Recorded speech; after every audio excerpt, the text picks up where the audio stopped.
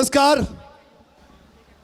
ABP Ganga के इस मंच पर आप सबका एक बार फिर से मैं स्वागत करता हूं, अभिनंदन करता हूं। प्रदेश के युवा मुख्यमंत्री पुष्कर सिंह धामी हमारे साथ मौजूद हैं और खास तौर पर जब हमने उनसे बात की कि हमने उत्तराखंड के युवाओं के लिए एबीपी गंगा ने कार्यक्रम रखा है, तो उन्होंने कहा कि वो खुद युवाओं के बीच जाएंगे क्योंकि वो खुद भी युवा हैं। धामी जी, आपका स्वागत है एबीपी गंगा में। मुख्यमंत्री जी, सबसे पहला सवाल, आज आप युवाओं के बीच में हैं।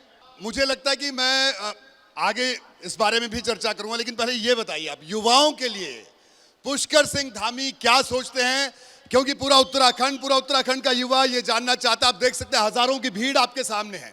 सबसे पहले तो मैं आपका धन्यवाद करता हूं एबीपी गंगा का कि उन्होंने एक शानदार कार्यक्रम यहाँ पर आयोजित किया और उस कार्यक्रम में मैं देख रहा था जितने हमारे लोक कलाकार हैं, गढ़वाली कुमाऊनी भाषा के, जौनसारी भाषा के, उन सभी को अपना इस मंच से एक बड़ा मंच उनको दिया, जिससे कि उनकी प्रतिभा का प्रदर्शन आज केवल देहरादून के अंदर नहीं बल्कि देश दुनिया के अंदर उनका प्रदर्शन करने का अवसर मिला। जी, मैं आपका धन्यवाद करता हूं। और जहां तक आपने युवाओं की बात की है, तो मैं आपसे कहना चाहता हूं कि आपके माध्यम से, आपके चैनल के माध्यम से, कि मैं लंबे समय तक युवा और नौजवानों के बीच में, छात्रों के बीच में, एक विद्यार्थी के रूप में उन सब के बीच में काम किया है। जी, इसलिए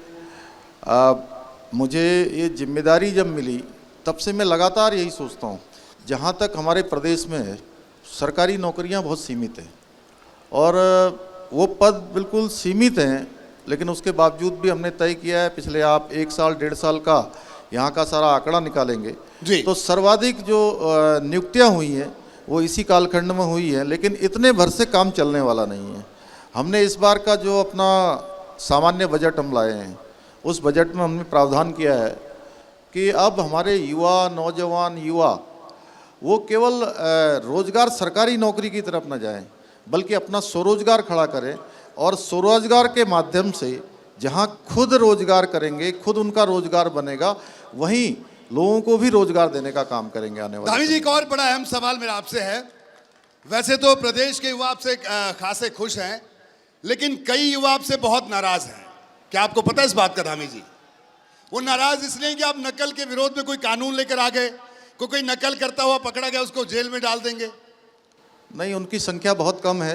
अच्छा, कम है? बहुत कम है, ना के बराबर है। उनके पीछे कुछ लोग काम कर रहे थे, लेकिन इस कानून के बनने के बाद जी प्रदेश के अंदर 3 परीक्षाएं हुई हैं और तीनों परीक्षाओं में अगर हम तीनों का आंकड़ा निकालेंगे तो 3 परीक्षाओं में 3 लाख से भी ज़्यादा लोगों ने, 3 लाख से भी ज़्यादा प्रतिभागियों ने भाग लिया है। इसका अर्थ यह है कि जो युवा हैं, नौजवान हैं, जिनको प्रतिभागी परीक्षाओं में भाग लेना है, वो सारे के सारे इस कानून के आने के बाद उनका संदेह समाप्त हो गया कि अब कोई भी परीक्षा, जो भी परीक्षा होगी वो नकल विहीन होगी, पारदर्शिता के आधार पर होगी और जो ईमानदारी से मेहनत करने वाले हैं, परिश्रम करने वाले हैं, जिन्होंने पारदर्शिता के आधार पर अपने को प्रतिभागी परीक्षाओं में चुनने का या उनमें सिलेक्शन का रास्ता अपनाया है, उनको मौका मिलेगा।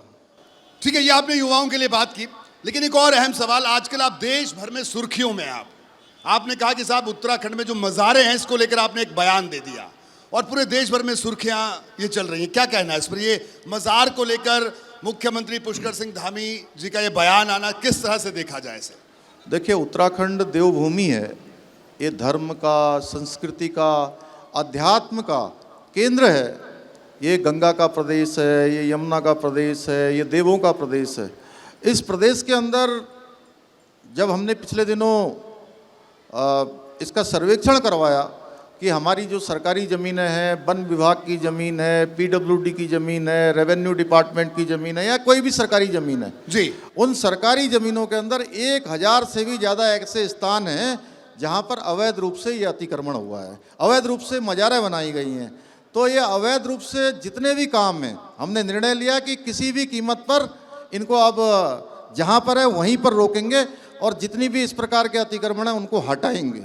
और वो कोई हमने किसी को नुकसान पहुंचाना हमारा उद्देश्य नहीं है, क्योंकि हम तो उस पर काम करते हैं, सबका साथ, सबका विकास, सबका विश्वास और सबका प्रयास।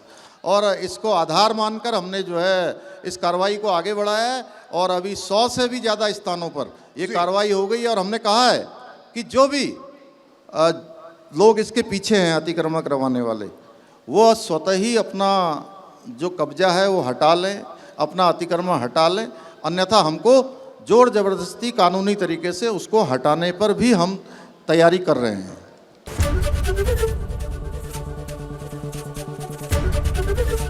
एबीपी गंगा, खबर आपकी, जुबान आपकी।